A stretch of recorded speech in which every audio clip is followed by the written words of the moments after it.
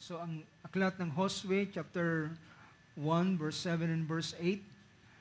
At ang mamaya ang aklat ng Deuteronomy. Pero dito muna tayo sa Joshua, chapter 1, verse 7 and verse 8. Sabi rito ng verse na ito, "Only be strong and very courageous. Be careful to do according to all the law which Moses my servant commanded you. Do not turn from it to the right hand or to the right or to the left, so that you may have success wherever you go. This book of the law shall not depart from your mouth, but you shall meditate on it day and night, so that you may be careful to do according to all that is written on it. For then you will make your way prosperous, and then you will have a success." Chapter 29 ng book of Deuteronomy, verse 9. Sabi rito, "So keep the words of this covenant to do them, that you may prosper in all that you do." Praise God. Purihin ng Diyos, tayo magsabi amen. Ako po tayo sa sandaling ito, ang Panginoon ang siyang magdagdag ng pagpapala sa mga salita nating binasa. Sa sandaling ito ay nais kong dumulog tayo sa mga salita ng Diyos.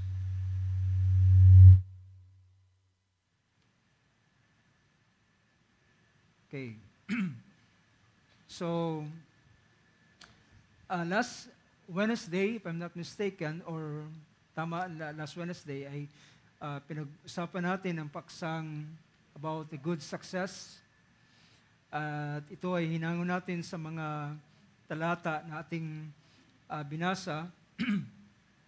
At ginamit natin ang salita ng ating Panginoon sa pamamagitan ng pangungusap niya kay Josue. Sa ilang kaisipan ay nais kong magpatuloy tayo sa ganitong bagay at ating lubos na mapag-unawa at mapagtanto ang layunin ng Diyos sa bawat isa sa atin. At nakita natin doon sa Joshua chapter 1, sa isang version na gusto kong aking ginagamit. Last time ay ginamit ko ang ESV version, at dahil dito sa version ito ng ESV ay pinakitang, "Only be strong and very courageous, being careful to do according to all the law that Moses my servant commanded you. Do not turn from it to the right hand or to the left, that you may have a good success wherever you go. This book of the law shall not depart from your mouth, but you shall meditate on it day and night, so that you may be careful to do according to all that is written in it. For then you will make your way prosperous, and then you will have a good success." Mas minarapat kong gamitin ang version ito dahilan dito ay binigyan ng emphasis ang salita about a good success. Ang may kinalaman sa mabuting pagtatagumpay, at dito ay kung merong ganitong bahagi na good success, ibig sabihin ay binigyan natin ng pansin nung nakaraan ang dalawang bahagi ng tagumpay o success na naranasan ng tao. At dahilan sa human perspective, sa human standpoint, ay merong ang mga tao na nakikita about sa tinatawag na success. Diba? Ang kaisipan ng tao kapag ang kanyang buhay ay dahilan ang isang meaning ng success ay ginamit natin na nakaraan is favorable or declared or sabihin natin desired outcome. Isang mainam na yung bagay na ninanasa ng isang tao.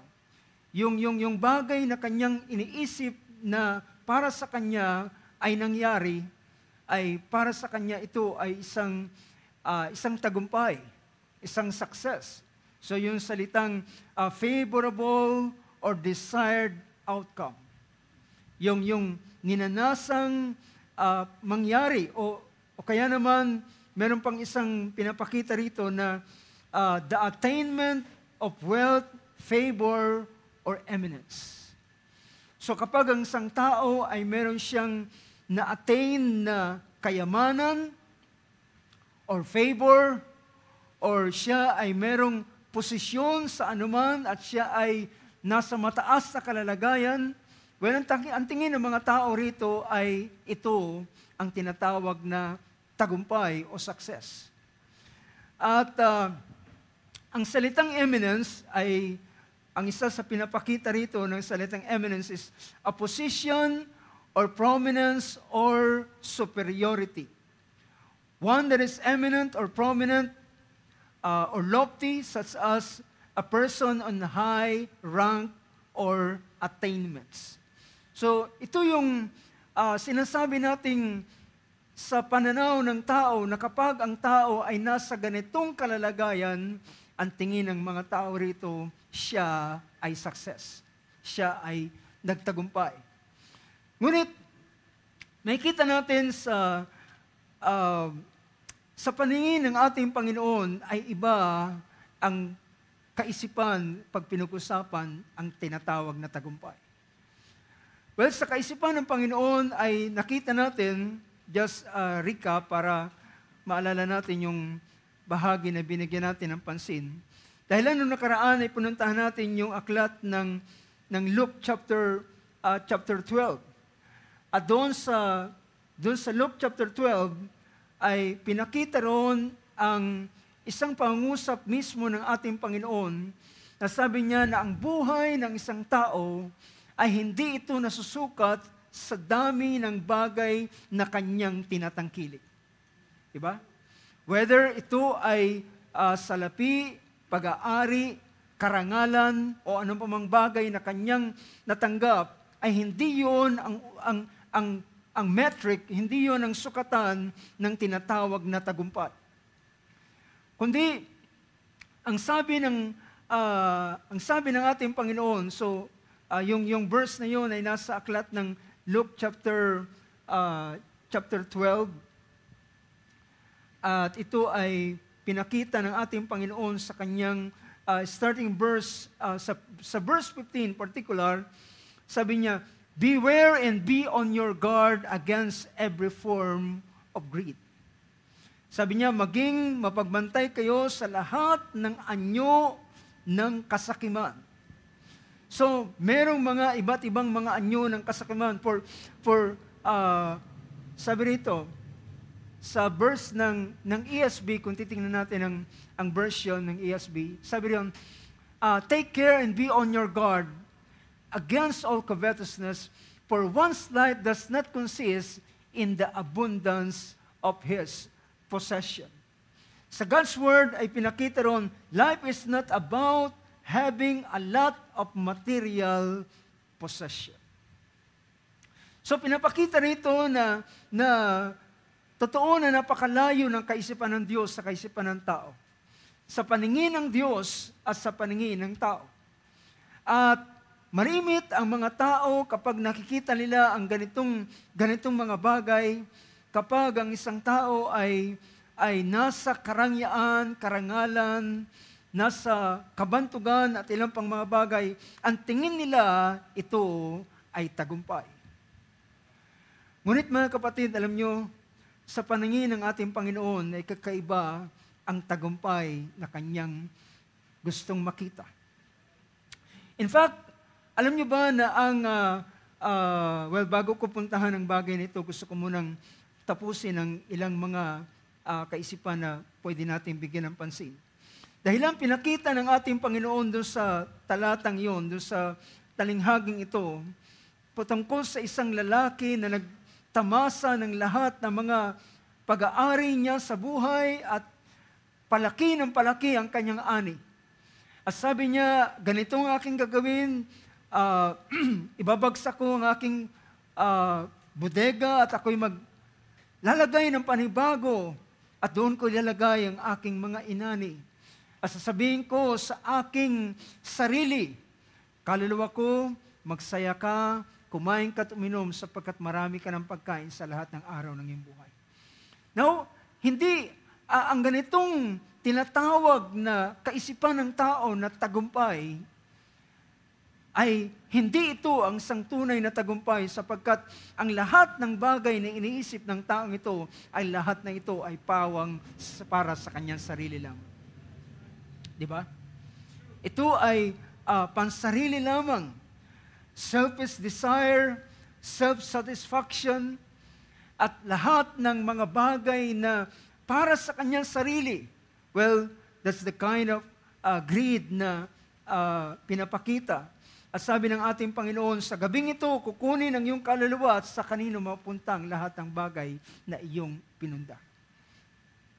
So, at sinabi ng ating Panginoon sa kanyang pangungusap, sabi niya, verse 20, but God said to him, you fool. See? So, ang taong ito ay hindi siya successful. Ang tawag ng ating Panginoon sa kanya ay isang mangmang. He is a fool. Siya ay isang mangmang. This very night your soul is required of you, and now who will own what you have prepared? So it's the man who stores up treasure for himself and is not rich toward God. Ang tao na iipon ng lahat ng mga bagay para sa kanyang sarili lamang, sabi niya, siya hindi mayaman sa harapan ng Diyos. Mamaya makikita natin ang ilang mga bagay sa isang tunay na pagtatagumpay. Now, tingnan natin mga kapatid. Dahilan, sa punto na ating binibigyan ng pansin, ay minensyon natin noong nakaraan na ang buhay ng isang tao ay totoo na siya ay dumating dito sa ibabaw ng sanlibutan na siya ay walang daladala at uwi rin siya na walang daladala. Kaninang umaga ay meron ako nakita doon sa isang group ng village namin. Merong isang kasama roon, at alam ko siya isang pastor din naman. Siya ay nag-post ng isang video clip doon na pinapakita ng isang tao na kine-cremate. At pinapakita noon na kahit ang gaano karangal ang isang tao at gaano siya karangya sa kanyang buhay kapag siya ay sinunog. Naalala kong quotation ng ating kapatid Branham, ang kanyang siya ay, gaano man siya kalaki, siya ay magkakasya lamang sa isang napakaliit na palayok.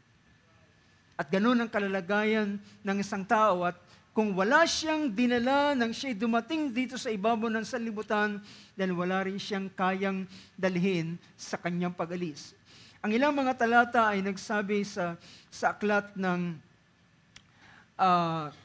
sa aklat ng Ecclesiastes chapter 5, verse 15, ginamit natin itong nakaraan, just for a recap. Sabi rito, 5 verse 15 ng Ecclesiastes, he shall take nothing from his labor. Wala siyang, sabi doon, he will take nothing from the fruit of his labor. So anuman ang kanyang pagpapagal na kanyang ginawa sa panahon ng kanyang pag-alis at paglisan, wala siyang madadalang anuman. Even kahit ang pinakamaliit na medalya o titulo na kanyang na-achieve, ay hindi niya ito madadala. So sabi roon, pinakita niya na he will take nothing from the fruit of his labor and that he can carry in his hand. Na hindi niya ito madadala. Sa Psalms 49 verse 17, pinakita naman dito na yung karangalan na natanggap ng tao, his glory shall not descend after him. yung kaluwalhatian, yung karangalan na kanyang natanggap, yung mga plaque, yung mga diploma, yung mga medalya na kanyang nakuha, lahat ng yan ay hindi niya madadala kung siya man ay dadalhin sa hukay. So ganoon ang kalalagayan, mga kapatid. Ngunit, nais kong tingnan ang kaisipan ng ating Panginoon pag pinag-usapan ang tinatawag na tagumpay. Yung kaisipan ng good success. Yung mabuting pagtatagumpay. At ang mabuting pagtatagumpay, mga kapatid, it doesn't mean na meron kang salapi na marami sa bangko. Ang pagtatagumpay ay hindi ito nasusukat sa, sabihin natin, sa achievement na meron ka. Na kapag ikaw ay humarap sa tao, ay pwede mong ilatag ang lahat ng iyong klase ng mga educational attainment, mga natapos mo at ano pang mga bagay. Hindi yan ang tinatawag na tagumpay. Kundi, naalala ninyo yung pangungusap ng ating Panginoon, sa paningin ng Panginoon, ang isang taong tagumpay ay pinakita niya doon sa Joshua na ating binasa. Pinakita ron, sabi niya, ang sino mang tao na nag-iingat ng kanyang mga salita. At sabi niya, at hindi siya lumilihis sa kaliwa o sa kanan man, at kanyang iniingatan na ito ay sundin at tuparin. Sabi niya, ito ang taong mayroong tagumpay. Ito yung tao na mayroong tagumpay. So, ibig sabihin, hindi ito sinusukat kung siya man ay merong yaman o merong anumang karangalan. In fact, sabi ng banal na kasulatan, naalala nyo yung aklat ng Lucas chapter sa pangyayari doon sa buhay ng isang lalaking mayaman at ni Lazaro, ay yung lalaking mayaman ay makita natin gaano karangya ang kanyang buhay. Gaano ang kanyang damit na sinusuot, ang kanyang pagkain araw-araw na kanyang kinakain na hindi ito ordinaryo. Ito ay laging malapiesta ang kanyang hapagkainan. Ngunit merong isang lalaki naman sa kabilang panig na ang pangalan si Lazaro, parang na-deprive ng lahat ng mga bagay, pulubi, a beggar, isang manlilimos lamang, at hindi lamang yun, tila siya'y pinagkaitan ng lahat ng mga bagay sa buhay. May sugat ang kanyang katawan mula ulo hanggang paa, at ang mga aso'y nilalapitan siya at dinidilaan ang kanyang sugat, at siya ay nagnanasa man lamang na siya'y makakain ng kinakain ng mayamang ito na kahit yung pinakamumo na lamang, yung tira-tira na lamang. Pero mga kapatid, nang sila ay kapwa namatay, ang banal na kasulatan nagsabi, ang lalaking mayaman ay inilibing. Siya'y namatay at nilibing. At marahil hanggang sa kanyang kamatayan ay enggrande o marangal ang klase ng libing na ibinigay sa kanya. Ngunit, ang lalaking si Lazaro, nang siya'y namatay, ang pinakamagandang description doon, sinundo siya ng mga anghel at dinala siya sa piling ni Abraham. At sa kabilang bahagi, doon sa talinghaga ng ating Panginoon, ay nakita sila at nasa isang ibang kalalagayan si Lazarus. Siya ay nasa piling ni Abraham, samantalang ang mayaman ay nasa isang bahagi na naghihirap doon sa isang dako, doon sa lugar ng Hades. At ang lalaking mayaman nagsabi, sabi niya, Amang Abraham, isugo mo si Lazarus na kanyang isawsaw ang kanyang daliri at palamigin ang aking dila dahilan ako ay labis na nahihirapan sa lugar na ito. At sabi na nga ni Amang Abraham, tandaan mo, sabi roon sa chapter 16, verse 24, and he cried out and said, Father Abraham, have mercy on me and send Lazarus so that he may dip the tip of his finger on water and cool up the tongue of my tongue, for I am in agony in this flame. But Abraham said, Child, remember that during your life, you receive your good things. Sabi niya, tandaan mo, sabi niya, nang ikaw ay nabubuhay, ay tinanggap mo ang lahat ng mabubuting mga bagay. And likewise, Lazarus, bad things. At gayon man si Lazarus ay ang hindi mainam na mga bagay. And now, he's being comforted here and you are in agony. So, malinaw na pinapakita na ang tagumpay o ang success, mga kapatid, ay hindi ito pwedeng sukatin sa anumang material na bagay na tinatanggap ng isang tao. Pwede ang isang tao ay titingaliin at marami siyang kaibigan, maraming humahanga sa kanya, maraming lumalapit sa kanya, dahilan siya ay maraming mga bagay na material.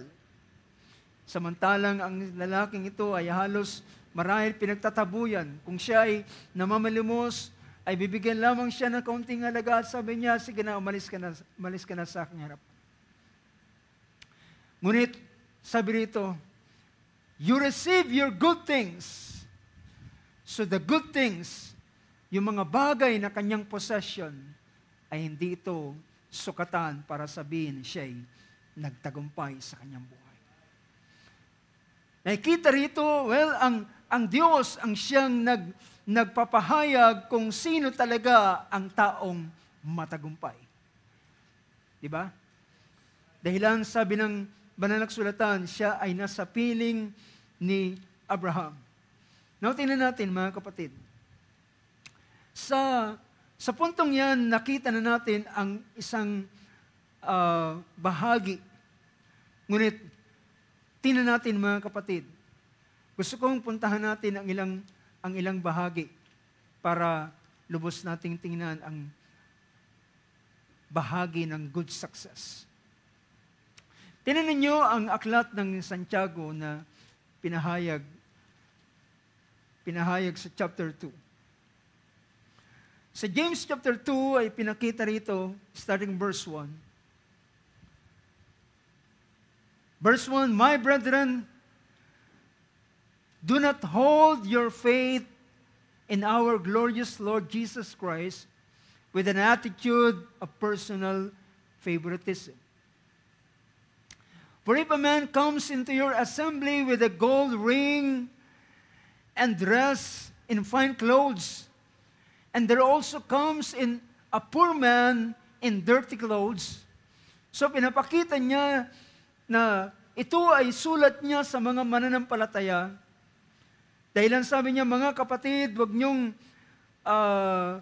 tanganan ng iyong pananampalataya sa Panginoong Hesus na merong ugali ng personal favoritism. Na kapag merong dumating na isang tao na siya ay nakasuot na marangal, marangya, o dumating sa inyong pagkakatipon at merong siya'y suot na gintong singsing, nakadamit na maayos, at meron din dumating na mahirap na marumi ang kanyang damit. At ikaw ay sabi ng verse 3, and you pay special attention to the one who is wearing the fine clothes and say, you sit here. At sabi niya, at magbibigay ka ng espesyal na atensyon sa kanya na merong magarang kasuotan, at sasabihin mo siya at bibigyan mo siya ng isang magandang lugar at sabi niya, Brad o sis, o dito ka umupo, dito ka sa lugar na ito. At sasabihin naman natin doon sa isang mahirap na tao, sabi niya, at sasabihin naman doon sa isang mahirap na tao, tumayo ka lang dyan.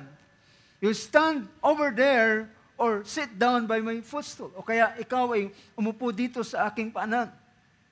Sabi niya, have you not made distinction among yourselves and become judges with evil motives? Sabi niya, di bagat ikaw ay naglalagay ng distinction sa mga taong ito. At sabi niya, at ikaw ay humahatol ng isang maling motibo ng iyong paghatol. Verse 5. Listen, sabi niya. Listen, my beloved brethren. Did not God choose the poor of this world to be rich in faith? Hindi bagat pinili ng Diyos ang mahirap sa sanlibutan ito upang sila ay pagyamanin sa pananampalataya. Ngunit gusto kong pagpuntahan natin ang bahaging ito kung tingnan natin sa wikang English. So listen, my beloved brethren, did not God choose the poor of this world to be rich in faith and heirs of the kingdom which He promised to those who love Him? Now, ang gusto kong bigyan natin ng pansin, mga kapatid, alam niyo ba, ang kalalagayan ng mga anak ng Diyos ay kakaiba ang klase ng tagumpay na kanilang tinatamasa. Dahilan, ang isang anak ng Diyos ay pinakita rito. Sabi niya, bagamat sila ay mahirap, walang anumang bagay sa mundong ito, ni wala nga silang mga may pagmamalaking achievement. Wala rin silang kayamanan na may pagmamalaki. Ngunit, sabi dito, hindi bagat pinili ng Diyos ang mga mahihirap. He chose the poor of this world, rich in faith. At sila, ang kalalagayan nila ay mga ano? They are heirs of the kingdom. Heirs of the kingdom. Sila ay tagapagmana ng kaharian. Alam niyo mga kapatid, gusto kong maintindihan natin ang pagkakaiba ng kalalagayan ng anak ng Diyos at ang tagumpay na kanilang maranasan at ang kalalagayan ng isang tao na nasa sanlibutan o tao na hindi kabilang sa pananampalataya kay Kristo. Ang tinutukoy ni Apostol o ni Santiago rito ay isang mahirap, ngunit sila ay mayaman sa pananampalataya. Sila ay pinagyaman o upang sila ay pagyamanin. God chose the poor of this world to be rich in faith. Now, hindi sila automatically mayaman sa pananampalataya. But sila ay payayamanin sa pananampalataya. Nakukuha niyo yung punto, mga kapatid. Hindi ang isang anak ng Diyos kapag siya'y pinanganak, hindi ibig sabihin na kapag siya'y pinanganak ay mayaman na siya sa pananampalataya. Kundi siya ay pagyayamanin sa pananampalataya. Tingnan niyo ang kalalagayan ni Abraham, mga kapatid. Si Abraham, nang siya'y tawagin ng Panginoon, siya isang taong idol worshiper. Diba? Siya isang sumasamba sa Diyos-Diyosan. At nang siya'y tawagin ng Diyos, ay hindi ibig sabihin na nasa kanya na ang buong pananampalataya. But si Abraham ay tinawag ng Panginoon at ang tanging bagay na meron sa kanya na pinakita ng banal na kasulatan kung ating titingnan ng aklat ng Hebrews chapter 11. Pinakita ron, sabi niya, by faith Abraham, when he was called, chapter 11 verse 8, when he was called, obeyed by going to a place which he was to receive. Well, alam niyo ba ang sekreto papunta sa pagyaman sa pananampalataya? Ulitin ko, alam niyo ba ang sekreto ng pagpunta sa isang mayaman sa pananampalataya? Ang pinakasekreto rito, mga kapatid, is to become obedient. Ang pagiging matalimahin, masunurin, ay isang susi upang ang pananampalataya ay lumago. At ang taong ito ay ideklara sa harapan ng Panginoon na siya ay mayaman sa pananampalataya. So tandaan natin yung verse na pinakita roon. So, balikan natin yung James chapter 2. Dahilan ng pinapakita rito ay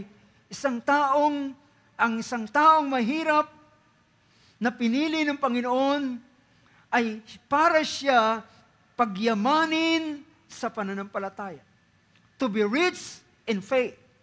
So alam natin ang buhay ni Abraham, siya ay nagpasimula sa pagsunod, pagtalima sa sinabi ng Panginoon, and then eventually siya ay nag-accumulate ng pananampalataya.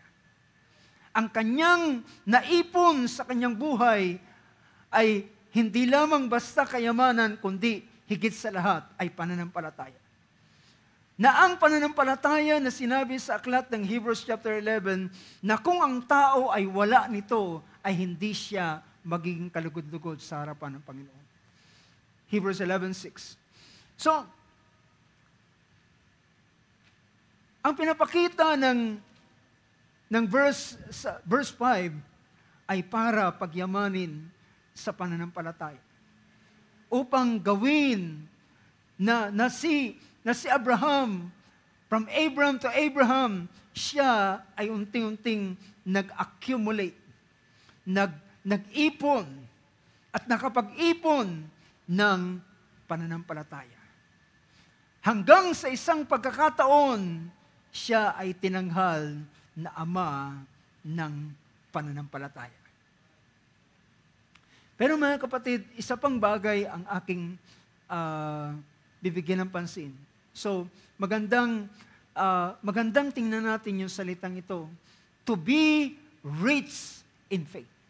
Upang yumaman sa pananampalataya. Gano'n na kaya karaming pananampalataya ang ating naipon? Gano'n na kaya karaming pananampalataya at gano'n na tayo kayaman sa pananampalataya?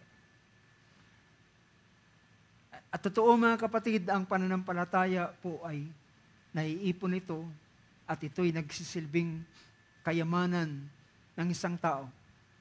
Alala niyo si David. Si David ay unti-unti siyang makikita natin nag-accumulate ng pananampalataya. At ang kanyang pananampalataya sa Diyos ay kanyang ina-apply ng ang mga tupa ng kanyang magulang ay gustong kunin sa kanya.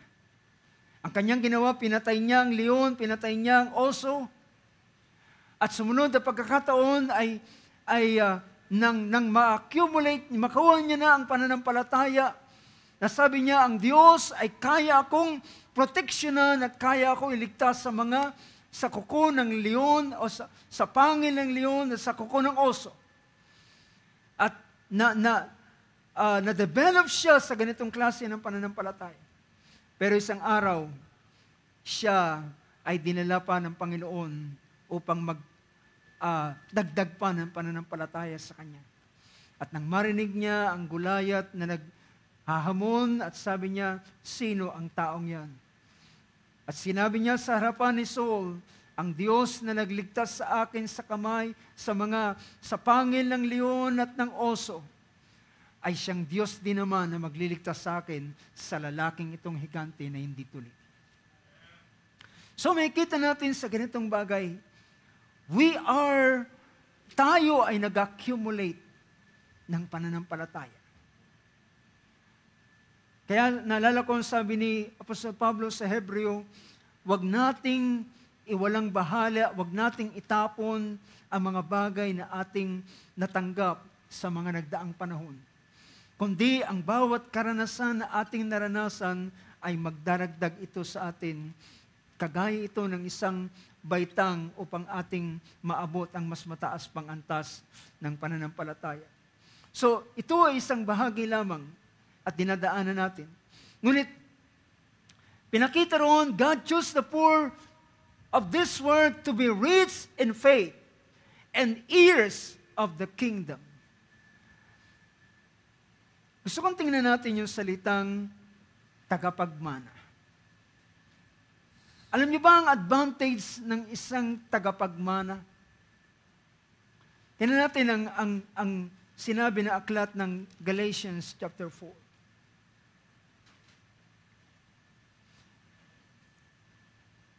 Sabi ng Galatians chapter 4, verse 1, Now I say, as long as the heir is a child, he does not differ at all from a slave, although he is owner of everything. Anong sabi riyan? Sabi niya, as long as the heir, yung salitang heir, as long as the heir, hanggat ang tagapagmana ay bata pa, ay hindi siya magiging kaiba sa mga alipin, sa mga slaves. Dahilan, bakit? Siya ay parehong, sila ay tinuturuan pa lamang. Ngunit, ang kalalagayan ng heir, ang kalalagayan ng isang tagapagmana ay kakaiba sapagkat siya ay nagmamay-ari ng lahat ng bagay. Ito ang pagkakaiba, mga kapatid. Now, alam niyo ba na ang heir na ito, ang tagapagmana, ay destined ang kanyang success? Ulitin ko, mga kapatid. I hope you get the point. Alam niyo ba na ang tagapagmana ay nakadesenyo na sa kanya ang pagiging magtagumpay? Dahilan darating ang panahon na siya ay ibibigay sa kanya ang mana na dapat niyang tanggapin. Kailan lamang, anong pinaka-iintay dito? Ang pinaka-iintay ay ang tamang panahon. Ang iniintay ay ang maturity. At siya ay makita sa kanyang dapat na kalalagayan. So, as long as the heir is a child, he does not differ at all from a slave, although he is owner of everything. Alam nyo, nung si King Charles, nang siya'y bata pa, siya ay kagaya lamang na ordinaryong batang naglalaro. Pero, ang hindi niya alam ng batang ito, ay nakatalaga siya para maging hari. Diba? Siya'y nakatalaga para maging hari. At siya, yung success sa kanya is, siya ay destined sa kanyang success. Di ko alam kung nakakuha niyo ako, mga kapatid. Ang kanyang tagumpay ay nakadesenyo na sa kanya. Hindi ito pagpapagalan. Hindi ito paghihirapan niya. So ito ay nakatalaga para sa kanya. Sabi na, although he's deeper at all from his slave, although he is owner of everything, but he is under guardians and managers until the date set by the Father. So until the date that is set by the Father. Now, nais kong tingnan natin ang ganitong bagay. Naniniwala ba kayo na tayo ay mga tagapagmana? Pinakita ng banal na kasulatan sa aklat ng Romans chapter 8. Romans chapter 8 verse 16. Well, bakit tayo naging tagapagmana? At paano tayo naging tagapagmana? Dahilan tayo ay, anong sabi ng verse 16? Sabi rito, the Spirit Himself testify with our spirit that we are the children of God. Ang Espiritu ng Diyos, kasama ng ating Espiritu, ay nagpapatotoo na tayo ay mga anak ng Diyos. Alam niyo ba, ang mga terminology na ginagamit sa banal na kasulatan ay hindi lamang ito basta term na tayo'y anak ng Diyos at ikaw ay matutuwa na ikaw ay anak ng Diyos at ang di mo alam, ang pagiging anak ng Diyos, ang ibig sabihin nito, ikaw ay tagapagmana. Yun ang ibig sabihin ng salitang anak ng Diyos. Hindi lamang basta anak, kundi ikaw ay tagapagmana. Verse 17, and if children, heirs also. At kung ikaw ay anak, ikaw ay tagapagmana din. Heirs of God and fellow heirs with Christ, if indeed we suffer with Him, so that we may also be glorified with Him. Well, nakikita natin ito ang lubos na pagkakaiba. Alam niyo, ang isang taong hindi tagapagmana, ang isang taong hindi tagapagmana, kinakailangan niyang magpunyagi sa kanyang sarili. Diba? Kinakailangan niyang magsikap na mabuti. At alam nyo, ganyan ang kalalagayan ng mga tao na hindi sila kabahagi sa karya ng Diyos. Pansinin ninyo mga kapatid, ang pinakita ng banal na kasulatan. Gusto kong tingnan natin ang kalalagayan ito. Puntahan natin ang aklat ng Genesis. Ang book of Genesis chapter 3, ang tinutukoy ko ay after the fall, pagkatapos ng pagkahulog ng tao sa kasalanan,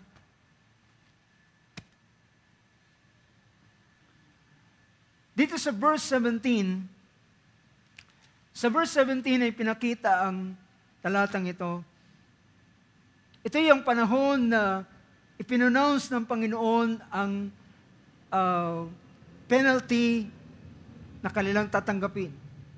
Sabi ng verse 17, then to Adam he said, because you have listened to the voice of your wife, and have eaten from the tree about which I commanded you, saying, you shall not eat from it, cursed is the ground because of you, in toil you will eat of it all the days of your life.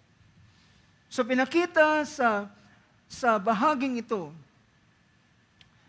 kay Adam, pinakita na curse is the ground.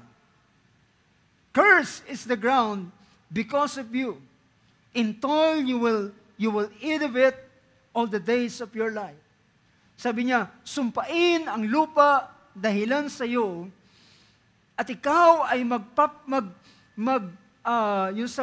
gamit yung salitang in toil. Yung salitang toil ay ito yung pagpapagal o pagle-labor, pagtatrabaho, pagpupunyagi para, sabi niya, sa lahat ng araw ng iyong buhay. Curse is the ground.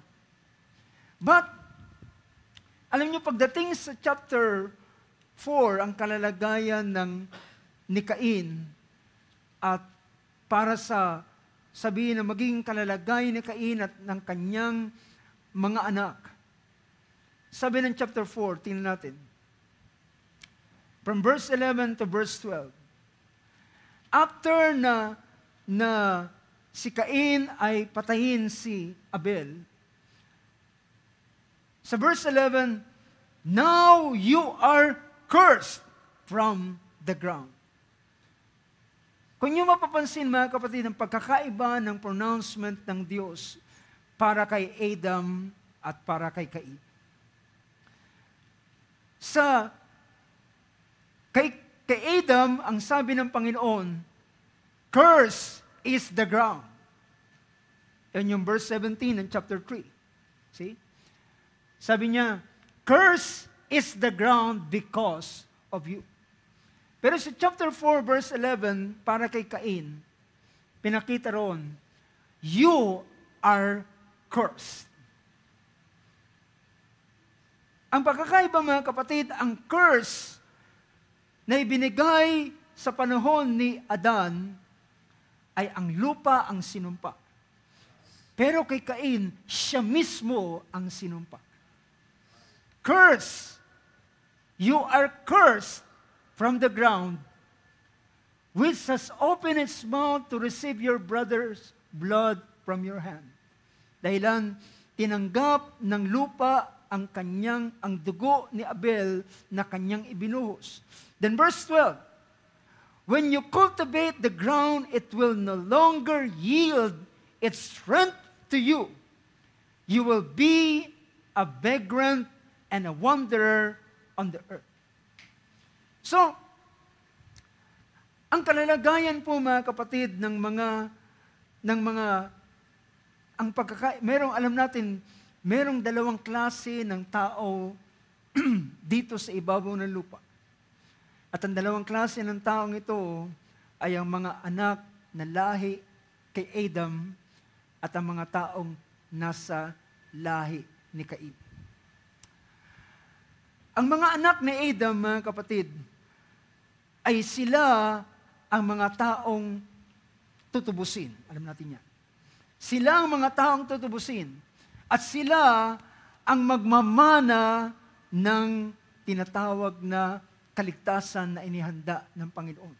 Diba sa Genesis chapter 3, verse 15, pinakita roon na merong pag-aalit na kanyang gagawin, merong dudurog ng kanyang sakong, yung binhi ng serpente ang dudurog ng kanyang sakong, ngunit ang binhi ng babae, the seed of the woman, which none other than the Jesus Christ, siya ang dudurog ng ulo ng serpente. At alam natin, ang nilalarawan dito ay ang katubusan na gagawin ng Diyos sa lahat ng fallen Adam's race. Diba?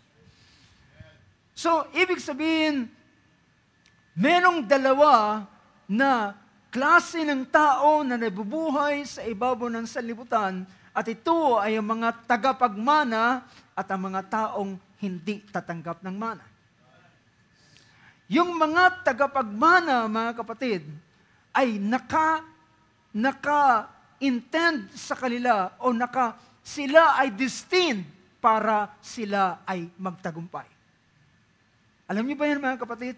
Ng mga anak ng Diyos, they are destined to success. Para sa success. Dahilan, ang tao, nang sila ay lalangin pa lamang ng Panginoon, ay ibinigay na ng Diyos ang blessing para sa kanila.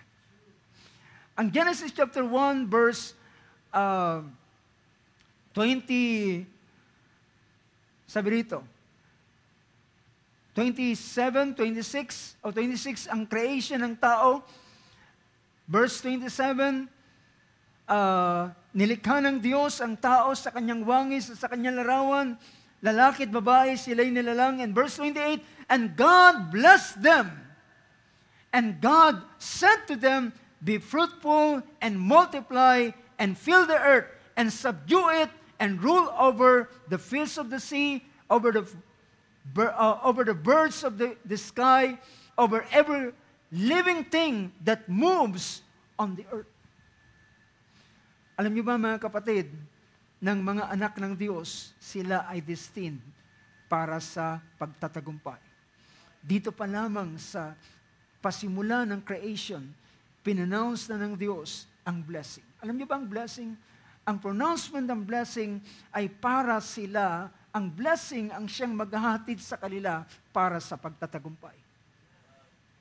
Ang blessing ang maghahatid sa kanya sa success. So, ganito ang pagkakaiba ng mga tagapagmana. Dahilan ng mga tagapagmana, sila ay nakatalaga para magtagumpay. Samantalang ang mga taong hindi nakatalaga o hindi sila tagapagmana, kinakailangan nilang magpunyagi. Kinakailangan nilang magpagal. alam nyo, yung mga taong ito na kapag sila ay nagpagal, then pagdating ng panahon, sila ay makikita natin, nagtatagumpay, yumayaman, nagiging marangya ang kanilang buhay. But brothers and sisters, ngunit hindi sa ganong bahagi ay pinakita ng banal na kasulatan, hindi yon ang uri ng tagumpay na gusto niyang makita sa mga anak ng Diyos. So pinakita rito ng verse 28 na dun pa lamang sa kanilang paglalang pa lamang ng Diyos sa kanila, God blessed them. And God said to them, be fruitful and multiply and fill the earth and subdue it. Alala niyo ba mga kapatid yung isang meaning ng tinignan natin ng success? Kapag ang isang tao ay merong eminence, yung meron siyang posisyon, meron siyang mataas na kalalagayan. And in fact, ang tao ay nilalang ng Diyos para magkaroon ng dominion. Para sila ay magkaroon ng dominion dito sa ibabaw ng sanlibutan. And although sila ay nahulog, pero gayon pa man mga kapatid, sila pa rin ay heir. Sila ay tagapagmana.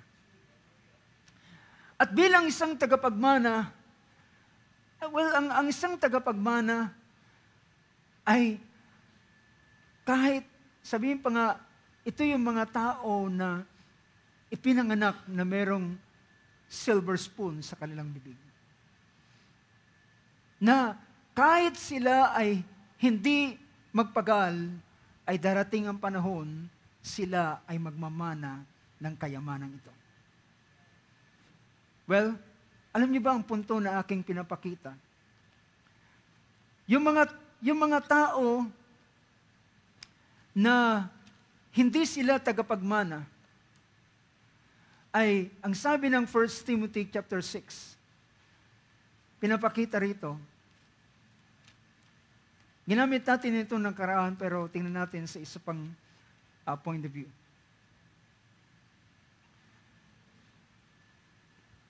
Verse 9 ng chapter 6.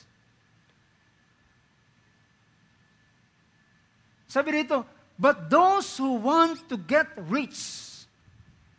Alam niyo ba, may mga tao ng kanilang parang nasa laman ng kanilang kaisipan ay paano sila yumaman at paano sila magkamal ng mga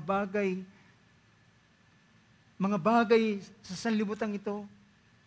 Pero yung mga taong ito, sabi dito, but those who want to get rich fall into temptation and a snare in many foolish and harmful desires, which plunge men into ruin and destruction.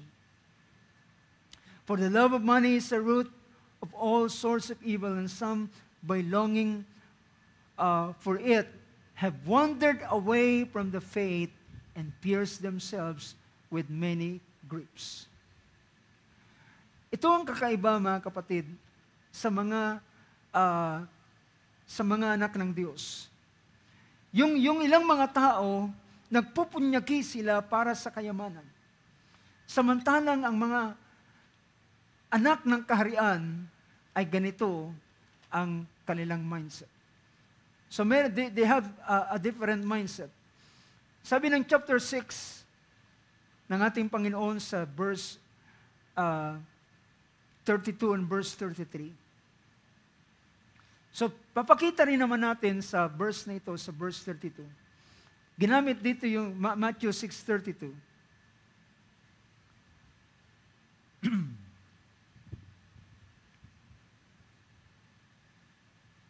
Gusto kong basahin sa isang version. Yeah. Sabi riyan, for the Gentiles, Alam niyo ba yung Gentiles na dyan? Meron ba tayong amplified version? Kung meron tayong amplified version, gusto kong basahin sa amplified version.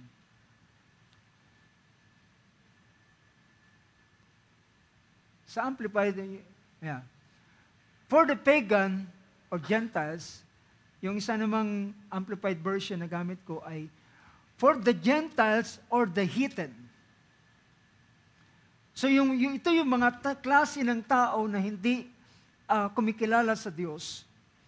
For the Gentiles or heathen, eagerly seek all these things. So yung mga heathen na ito, yung mga pagan, o sabihin pa natin, yung mga hindi kumikilala sa Diyos. Or to be exact, sila yung mga hindi sa kaharian ng Diyos. Hindi anak ng kaharian. Sila ay, sabi riyan, eagerly seek all these things. Ito yung kanilang pinagpupunyagian. Dahil kinakailangan nilang magpagal, kinakailangan nilang gawin ang ganitong bagay. Well, bago ko ituloy ang kaisipang ito, naalala ninyo ang sabi ng Panginoon kay Esau. Sa chapter, iwanan muna natin yan, puntahan natin ng chapter 27 ng Genesis. Sa verse 40. Sabi ng Genesis 27, well, titingnan natin yung paghihiwalay ng klase ng mga tao. So, kay Isaac, dahilan ang elect ay si Jacob, at ang nasa kabilang panig naman ay si Esau. Si Jacob ay isang taong nakatalaga sa kanya ang tagumpay. Samantalang kay Esau, sabi ng chapter 27 verse 40, sabi ng verse na yan, by your sword you shall live. So pinapakita ng pronouncement ng Diyos, even sa bahaging ito ay ibinless ng Panginoon, ibinless ni Isaac si Esau ng ganitong klaseng blessing, pero ang higit na blessing ay ibinigay niya kay Jacob. So, meron pa rin siyang ang sigaw ni Esau, Panginoon, sabi niya, Ama, wala ka ba na bang natitirang blessing para sa akin? Well, yung natitirang blessing ni Isaac ay binigay niya kay Esau, at sabi niya, by your sword you shall live. Ibig sabihin, sa pamamagitan ng iyong pagpapagal at sa pamamagitan ng iyong taba, iyong poproteksyonan ang iyong buhay. So, ang proteksyon ni Esau ay nasa kanyang sariling pagpapagal. Samantalang ang proteksyon ng Diyos kay Jacob ay ang Diyos ang nagpoprotekta sa kanya. Nakikita niyo ba yung pagkakaiba ng ganitong bagay? So, makikita natin kung sino yung inilagay ng Panginoon na magkakaroon ng kakaibang klase ng tagumpay. Kakaibang klase ng success. At yung success na maranasan ni Esau ay, o kaya naman yung pagtatagumpay ay kinakailangan niyang ipagkipaglaban, kinakailangan niyang ipagkipagbaka.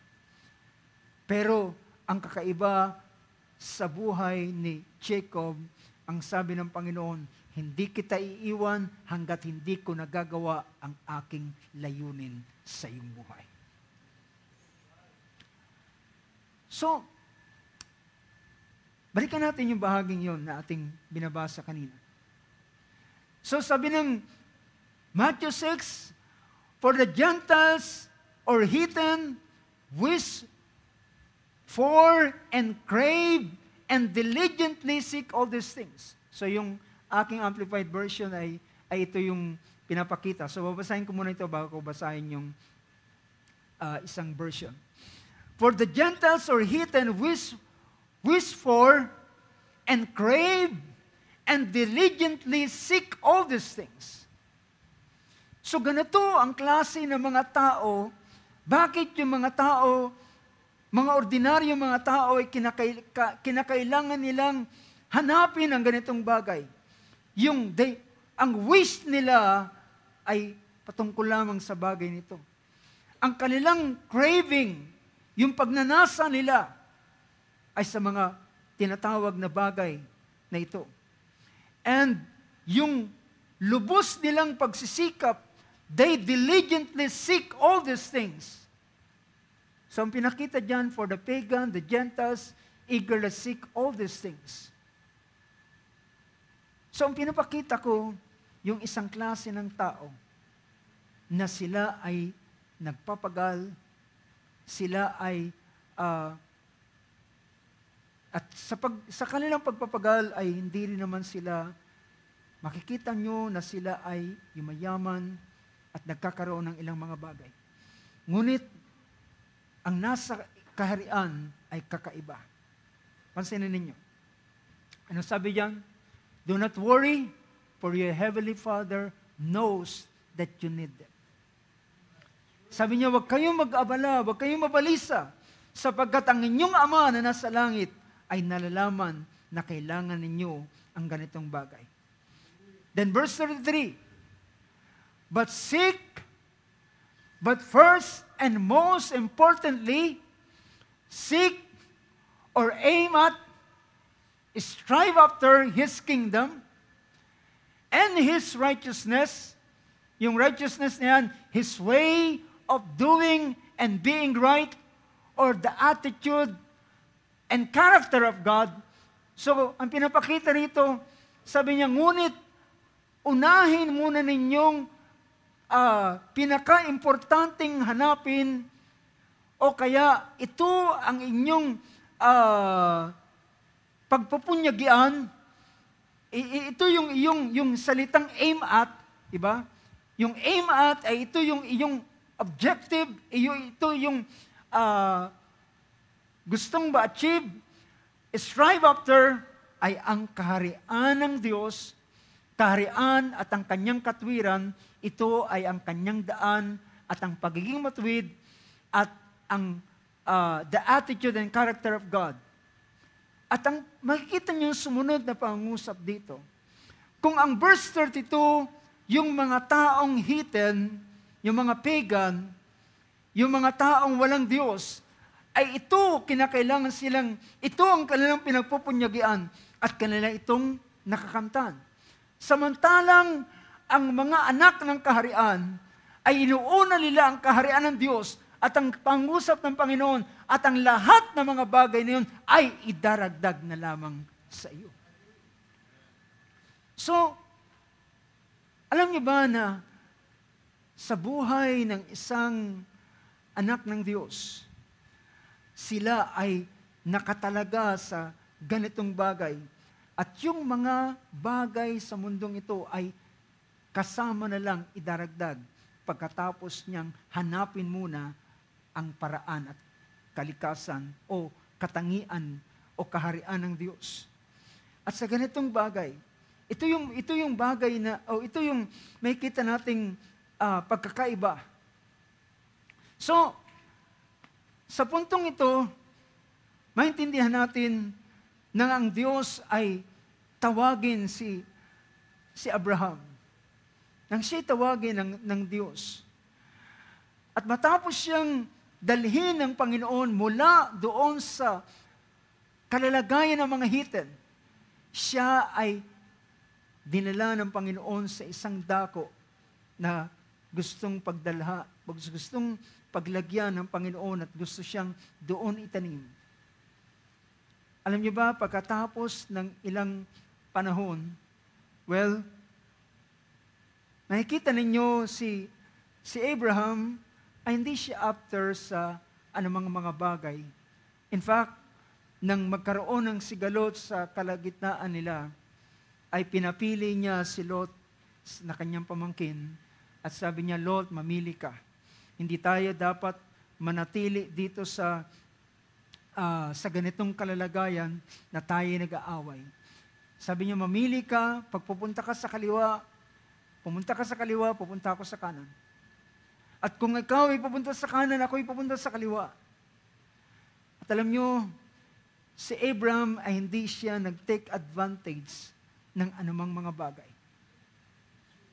Bagkus binigyan niya ng lubos na pagkakataon si Lot. At si Lot ay tumingin based doon sa kanyang nakikita. At ng kanyang pinagtimbang ang kaliwa at kanan, nakita niya na ang lugar ng Sodom at Gomorrah ay isang napakagandang lugar. Mas magandang mabuhay sa lugar doon. Mas maalwan, mas madali ang pamumuhay. Kung magtatanim, may mas maganda.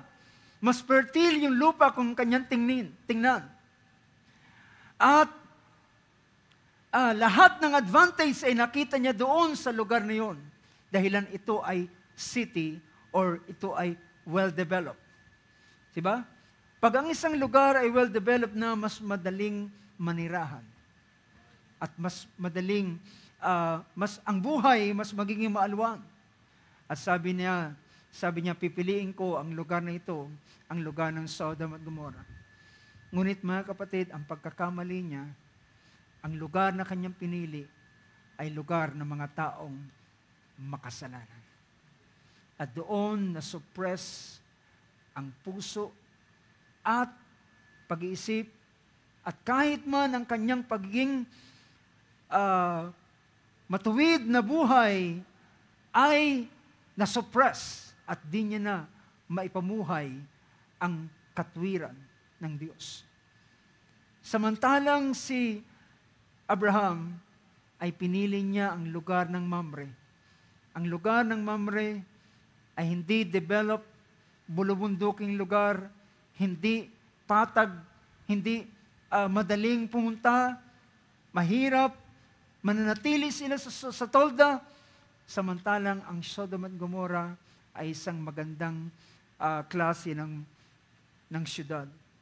Pero pinili ni Abraham ang lugar doon sapagkat para sa kanya, ang tagumpay ay hindi nakasalalay sa lugar na kanyang pupuntahan. Hindi ito nakasalalay kung ito'y syudad, kung ito'y ano pa mang mga bagay. Dahilan anong sabi ng isang talata na pwede nating mabasa sa aklat ng Book of Psalms? Tingnan natin ang Psalms chapter 75 verse 6. Ang Psalms chapter 75 verse 6 ay nagsasabi ng ganito. Sabi niyan, "For not from east, nor from the west, nor from the desert comes exaltation." Tingnan natin ang King James Version. Ang King James Version ay nagsasabi ng ganito. Sabi niya, "For promotion cometh neither from the east, nor from the west, nor from the south." Sapagkat ang pagtatagumpay o ang pag-angat o ang ano pamang promotion na maranasan ng isang tao ay wala sa anumang bagay kundi ito'y nanggagaling sa Diyos. So, nang si Abraham ay kanyang lusubin ang mga hari na sumakop sa Sodom and Gomorrah at sa pamamagitan ng 300 soldier, 300 shepherd, ay naging soldier upang makipagbaka at sila ay nagtagumpay. Then mga kapatid, ang sabi ng Sodom, hari ng Sodoma, Abraham, kumuha ka ng anuman na gustuhin mo.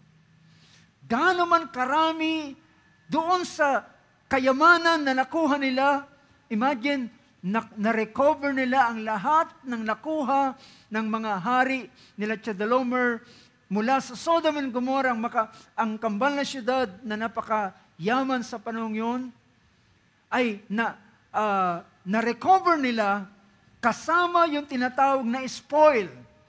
Yung nakuha naman nila mula dun sa hari na sumakop sa Sodom and Gomorrah. At gaano karami ang kayamanan ito. At sabi ng hari, Abraham, kunin mo ang lahat ng gusto mong naisin mo. At sa iyo na yan, dahilan ang isip ng Sodom and Gomorrah, kung hindi sila, ng hari doon, kung kung hindi sila tinulungan ni Abraham, wala silang anumang bagay na malalabi sa kanila. So sabi niya, lahat ng makukuha mo, lahat ng gusto mo, kunin mo ay mapunta sa iyo. Pero sabi ni Abraham, sabi niya, hindi ako kukuha ng kahit anuman. Ni kahit isang sinulid, hindi ako kukuha maliban sa pagkain na kinain ng aking mga kasama. Pero hindi ako kukuha ng kahit anumang bagay. Baka dumating ang panahon, sabihin mo, pinayaman ko si Abraham. Dahilan si Abraham ay nakasalubong niya ang hari ng Salem, ang hari at pari ng Salem na dilit iba si Melchizedek. At siya ang nagbigay ng 10 bahagi doon kay Melchizedek bilang pagpapakilala, bilang ang kanyang kaisipan at kalalagayan ng kanyang puso. Wala sa kanino man ang magbibigay sa akin ng blessing, kundi ang Diyos lamang. Wala sa kanino man ang magbibigay sa akin ng anumang promotion, kundi tanging ang Diyos lamang. Mga kapatid, ito ang mindset ng mga anak ng Diyos when it comes to success. At ang success na ito, it is a good success. Kapag ang kalalagayan ng ating kaisipan ay ang anumang bagay na pwede nating matanggap, ay ang Diyos ang siyang magkakaloob nito. Well, mga kapatid, yan ang isang tamang kalalagayan ng isang taong merong tagumpay. Naalala niyo, sabi ng ating Panginoon, dahilan pinakita niya kay Josue ang ilang mga bagay. Sabi niya, huwag kang liliko sa kanan at sa kaliwa. Manatili ka, magbulay-bulay sa mga salitang ito upang ikaw ay magkaroon ng isang mainam na pagtatagumpay. Merong isang talata na mababasa natin sa buhay ni David. Sa 1 Samuel chapter 18, verse 14. 1 Samuel 18,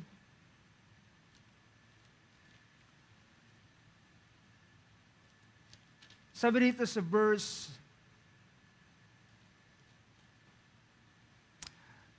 14, anong sabi riyan? David was prospering in all his ways, for the Lord was with him. Si David ay nagtatagumpay sa lahat ng bagay na kanyang ginagawa sapagkat ang Panginoon ay sumasa kanya. Now, mga kapatid, ito ang lubos na pagkakaiba at makaibang kalalagayan. Ang mga tao sa mundong ito, they seek after, they diligently seek ang mga bagay na ito sa ibabaw ng sanlibutan. Ang craving nila ay patungkol sa mga kayamanan ng mundong ito. Samantalang ang mga anak ng Diyos, ang kanilang hinahanap muna ay ang katwiran ng Diyos, ang kalooban ng Diyos, ang nais ng Panginoon, maging katulad ng kanyang katangian, kagaya ng Diyos, at ang lahat ng mga bagay na kanyang kailangan ay daragdag na lamang sa kanya. Alam niyo ba, mga kapatid, si Abraham ay lumabas ng dala-dala niya lamang ay siya, ang kanyang asawa, ang kanyang pamangking si Lot, at ang ilang mga hayop na kanyang dala-dala nang siya umalis doon sa Kaldi. Pero, along the way, ang Diyos ay nag-bless sa kanya ng lahat ng mga bagay. Na ano pat Sabi ng banal na kasulatan, si Abraham ay pinagyaman sa lahat ng mga bagay.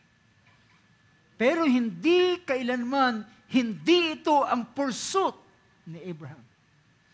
Ang kanyang pursuit, ang kanyang hinahanap, sabi pa ng Book of Hebrews, he's looking for a city who is builder and maker is God. Ang kanyang hinahanap ay ang sumunod sa salita ng Diyos, sumunod sa kalooban ng Panginoon, and he make all, lahat ng kanyang priority, ay nilagay niya ang Diyos sa unahan ng lahat ng mga bagay. And then, ang lahat ng mga bagay na kanyang kailangan ay dinagdag ng Panginoon sa kanya. Well, that's good success. So, baliktad yung kalalagayan ng yung tao na pinakita natin kanina. Ang mga taong ito yung nagnanasa, walang laman ng kanilang kaisipan, kundi yumaman, walang laman ng kanilang mga puso. Paggising pa lamang sa umaga ay ang paano nila gagawin ang lahat ng mga bagay. But not so with the children of God. Not so sa mga anak ng Diyos. Dahilan ng kanilang, anong sabi rin ng Book of Psalms? Mapalad ang tao na hindi sila lumalakad. Psalms 1:1. How blessed. See? So, ang tinatawag na blessing ay hindi ito sinusukat sa anumang monetary na meron ng isang tao. Kundi, ang tao pa lamang ito na nasa ganitong kalalagayan, ito, siya ay nasa posisyon ng blessed. How blessed is the man who does not walk in the counsel of the wicked, nor stand in the path of sinners. See? Sabi, does not walk in the counsel of the wicked, di sila lumalakad sa payo ng masama, hindi sila tumatayo sa daan ng mga makasalanan, hindi sila umuupo nakasama ng mga nanlilibak o nangungutya, but his delight is in the law of the Lord, and in his law he meditates day and night. He will be like a tree firmly planted by streams of water, which yields its fruit in its season, and its leaf does not wither, and in whatever he does, he prosper. This is a good success. Ito ang mabuting pagtatagumpay. So, nakita natin kung gaano kalayo ang pinapakita ng tao at nakikita ng taong they called it success. But in the mind or in the eyes of God, ay hindi ito ang tagumpay. Hindi ito ang success. Dahilan ang sabi ng ating Panginoon ng kanyang sabihin sa aklat ng Matthew chapter 16. Tingnan natin ang Matthew 16. Sabi ng ating Panginoon sa mga alagad, sabi rito, verse 24, then Jesus said to his disciples, if anyone wishes to come after me, he must deny himself and take up his cross and follow me. For whoever wishes to save his life will lose it, but whoever loses his life for my sake will find it. For what will it profit a man if he gains the whole world and forfeits his own soul? Or what will a man give in exchange for his soul? Ano ang papakinabangin ng tao, makamtan man niya ang lahat, ang buong mundo. Kung makamtan man niya lahat, ang buong mundo, hindi pa rin ito success. Do you get the point? It is not success. Sabi niya, kung maiwawalan niya ang kanyang kaluluwa, ano ang kanyang maipapalit para sa kanyang kaluluwa? Well, makikita natin sa gabing ito, yung pinakita ng Panginoon kay Josue, yun ang tama at tunay na tagumpay na pwedeng maranasan ng isang tao. So ang pursuit, what we seek after is not the things of this world, but we seek after His kingdom, His righteousness. At sabi ng Panginoon, and all these things shall be added unto you. Merong isang lalaki na nangusap ng ganito, at ito ay yung pinakamatalino at pinakamayaman sa ibabaw ng lupa. This Solomon. Sabi niya, Panginoon, wag mo akong pagyamanin, baka ikaw ay aking makalimutan. At wag mo rin naman akong padukhain na ako'y mamalimos ng tinapay, baka ikaw ay aking laitin. Bigyan mo ko ng tama lamang sa aking buhay. And in fact, ang buong katotohanan, ang kanyang kayamanan, ang kanyang karangyaan, ang lahat ng mga bagay, ang siyang nagsinsay ng kanyang puso mula sa mula sa pagkatapatan sa Diyos. Pero, ang tunay na tagumpay ay ang manatili at ang mangyari at maiproduce ng buhay na ito ay ang kanyang layunin sa bawat isa sa atin. Ang mangyari ang ganitong bagay ay ito ang nasasabi nating mabuting pagtatagumpay. Praise God. Purihin ng Diyos. Ating palakpakan natin, Panginoon, sa oras ito. Tayo dumulog sa panalangin, tayo tumayo sa oras na ito. Salamat sa iyo, dakilang Diyos. Ikaw ay tunay na napakabuti sa bawat isa. Sa kabila na sa buhay na ito ay hindi man kami nagtamasa ng karangalan, karangyaan, kayamanan sa ibabaw ng mundong ito. Ngunit Lord, ang pinakamainam na bagay na aming nasumpungan ay ikaw mismo, Panginoon. Naalala namin ang sabi ng iyong mga salita, Thou art our everlasting portion. Ikaw ang aming bahagi, Panginoon. Ikaw ang siyang bahagi namin. Hindi man kami nagkaroon ng anumang bagay na bahagi dito sa mundong ito. At ang pinakamahalagang bagay na naging bahagi namin ay ikaw mismo, Panginoon. At lahat ng mabubuting bagay na nanggagaling sa iyo ay aming tinanggap at tinamasa. At siyang aming, hallelujah, tinatamasa sa aming buhay, Panginoon. O Lord God, salamat. Ginawa mo kaming tagapagmana ng iyong kaharian, Panginoon.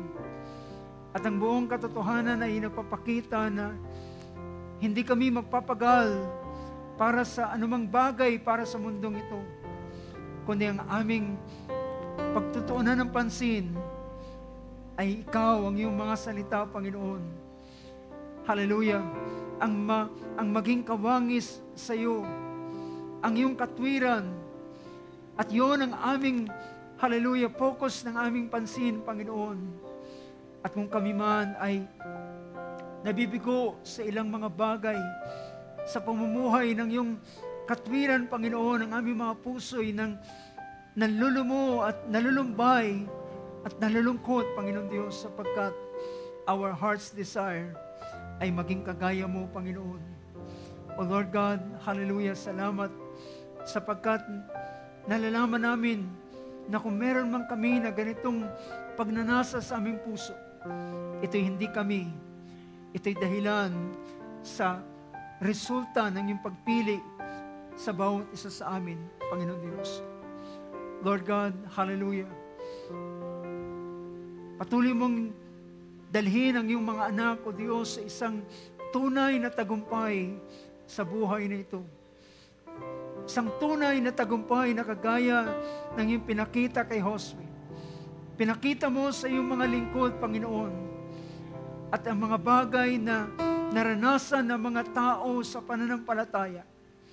Dahilan ito lamang ang isang totoong tagumpay, hallelujah, na iyong kikilalanin, Panginoon, sa iyong harapan, sa iyong mga mata. At lahat ng mga bagay na sasabihin ng tao na tinatawag na tagumpay, ay hindi ito tagumpay sa iyong harapan, Panginoon. Ang mga bagay na kayamanan na kinikilala ng mga tao, ay hindi ito ang kayamanan sa iyong harapan. Ngunit ang mga lalaki at babae na pinagyaman sa pananampalataya at ang kanilang buhay ay mag-accumulate ng pananampalataya na kagaya ni Abraham at kami lumakad sa hakbang ni Abraham, Panginoon, ay sila mga tao, Lord, na makikita mo sa isang totoong tagumpay. O Diyos, maraming salamat. Kung aming makikita lamang ang napakainam na bagay na iyong inilaan sa bawat isa sa amin, ang iyong pag-iingat, ang iyong proteksyon. Hallelujah. Ang kagaya ng Esau na kinakailangan niyang makipagbaka at makipagpunyagi. Hallelujah. Upang siya ay maingatan ng kanyang buhay. Ngunit naalala namin ang iyong mga salita sa isang hari, Panginoon. Iyong sinabi, "This battle is not yours, is of the Lord." Ang pagbabakang ito ay hindi sa amin. Ang pakikipaglaban ay hindi sa amin, kundi ito'y sa iyo, Panginoon. Lord God, kung meron man kaming tagumpay na maranasan, totoo na ito'y iyong tagumpay na unang ginawa at parang ipinagkaloob mo lamang sa bawat isa amin. Lord God, may all of us, hallelujah, experience this good success sa uling mga araw nito, na ang walang ibang bagay na pakakanasain at pakakaibigin ay ang iyong mga salita at magbulay-bulay araw at gabi. Dakilang Diyos, nagbibigay kami ng kapurihan sa iyo at ang buong pagpapasalamat at lubos sa pagdakila sa gabing ito sa pangalan ng aming Panginoong Kristo Jesus. Amen. And amen. Praise God. Palapakan natin ating Panginoon. Praise God. Purihin.